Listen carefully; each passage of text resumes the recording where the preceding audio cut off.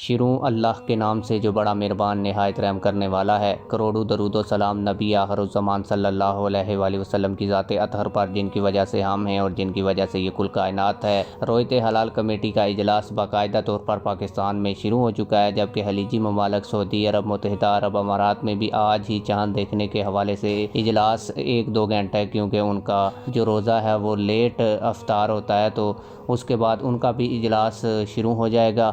اس حوالے سے پاکستان کے اندر کن علاقوں میں کل عید ہو سکتی ہے، یہ آج کی اس ویڈیو میں آپ لوگوں کو بتاؤں گا۔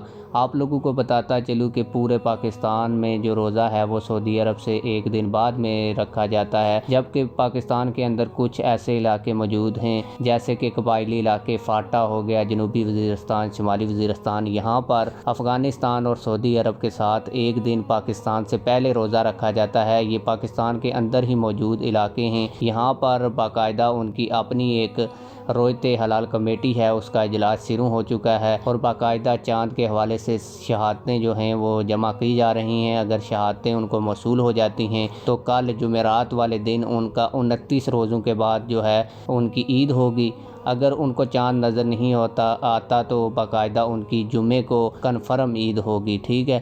باقی جو پاکستان کے دوسرے علاقے ہیں جنہوں نے 1 دن بعد میں 19 فروری کو روزہ رکھا ہوا ہے، ان کی رویت حلال کمیٹی کا جو باقاعدہ مرکزی اجلاس ہے وہ کل جو ہے وہ شروع ہوگا اور کل چاند دیکھا جائے گا۔ اگر چاند نظر آ جاتا ہے تو جمعے والے دن عید ہوگی، اگر چاند نظر نہیں آتا تو پھر پورے پاکستان میں 30 روزوں کے بعد ہفتے والے دن کو عید ہوگی۔ آپ لوگ اس حوالے سے کیا کہتے ہیں کمنٹ سیکشن میں ہمیں اپنی رائے سے ضرور آگاہ کیجیے گا۔ ملتے ہیں کسی اور ویڈیو میں، اللہ حافظ۔